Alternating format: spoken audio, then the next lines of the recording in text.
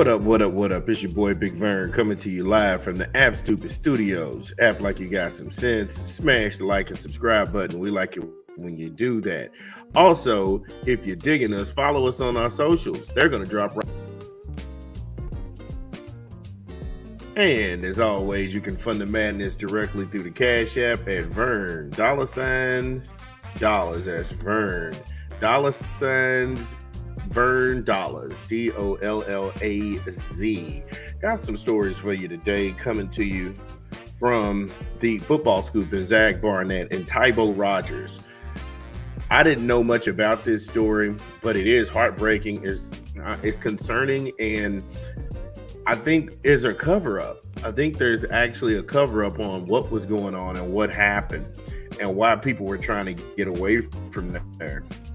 Also, Michigan and Jim Harbaugh, his lawyer was taunting the investigation, and there's still open investigations right now on Michigan that is all Jim Harbaugh's fault.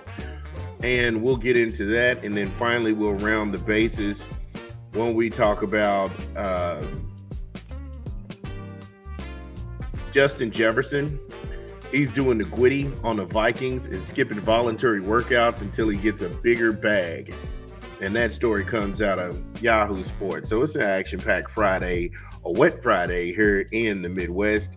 And we'll start everything when we come back from a quick 20 from an unofficial sponsor of the show. This is Big Vern at App Stupid. Drop the clip.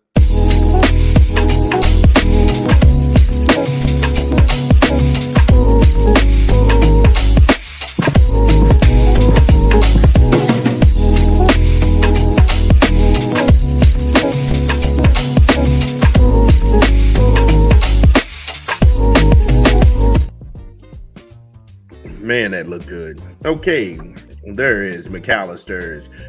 Getting ready to go on a taste adventure? Consider McAllister. Download the app, order online, or visit the good folks at your local McAllister's Deli today.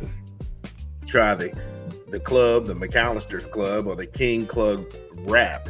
Always a good deal. If you're not into the sandwiches, then you can go ahead and try the salads and the soups. Everything from the pecan berry salad and grilled chicken to the broccoli, cheddar, and country potato soup. McAllister's. Visit them today. Okay, so when we talk about our first story, is going to be about Tybo Rogers. Now, self-admittingly, I did not know this, and I found this to be a very compelling read through Football Scoop. So last Wednesday, the King County, Washington Prosecutor's Office charged Washington running back Tybo Rogers with 1 count of second-degree rape and 1 count of third-degree rape for 2 separate incidents against 2 separate victims that occurred between October and November of last year. Seattle police first contacted them October the 28th for an attack that allegedly occurred 5 days earlier. So it's awful to hear when any athlete has been accused of sexual misconduct. There are multiple victims. This is awful on all fronts. And I'm not saying he's innocent or guilty, but when you have all of that going on, the football field is the last place you should be. From a coaching standpoint, how could Coach Kalen not know about it? And that's a fair question. How could you not know about police investigations? Even you've got police informing the team in October about this. So they knew. When they knew and who knew, that's a different story. I'll continue. The Huskies offensive coordinator Ryan Grubb was asked about Rogers' status between the Pac-12 championship and the Sugar Bowl and said this, quote, "Working through some things. Some challenges have had off the field.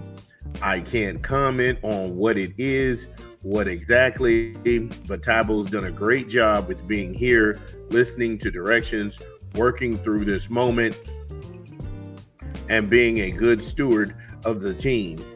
He's had a good attitude through this, and there are some things a little bit out of his control. He's trying to work through them, and we're trying to work with him." What the hell? when these allegations exploded and they're asking you about the Pac-12 championship and the Sugar Bowl, about this guy's availability, the right answer would have been, hey, look, we got to sit him down. Immediately, it was defaulted to who's innocent, he's not innocent, he's a good guy, he's here, checks all the boxes. Dude, football be damned. And turning a blind eye in those situations, that's just not a good look. And I know if Ryan Grubb had it to do all over again, he wouldn't have actually said those things. The coaching staff knew. And it's like when I talk about that earlier, what did they know, who knew it, and when they knew it? All of the coaching staff knew what was going on with Tabo. He should have not been able to compete in any of those games. But there's a lot of money tied to certain guys getting on the field. There's money tied to the TV deals, the contracts. And so, hey, to the victor goes the spoils, but he should have never been on that field to begin with.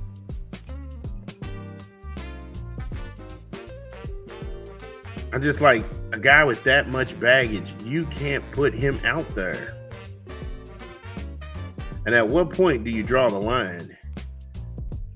So there we know that offensive coordinator Ryan Grubb, he knew what was going on, but what did Kalen know?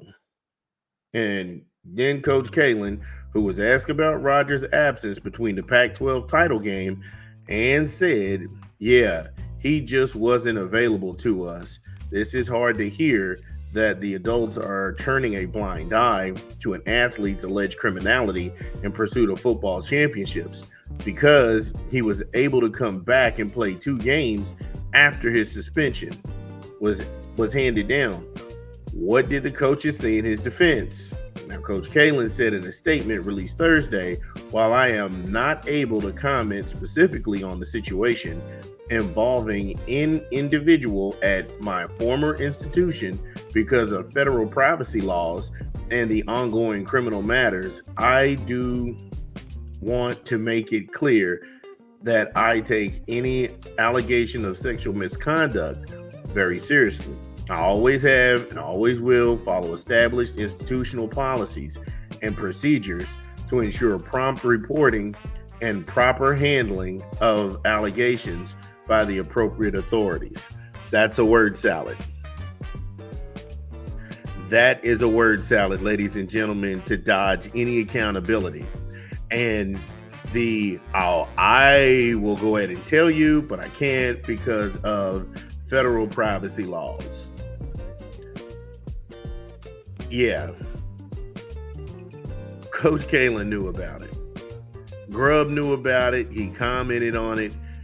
Then Coach Kalen, his official words on the record was, yeah, he just wasn't available to us. You knew why he wasn't available. You knew why he wasn't available, and yet you still walked down that road.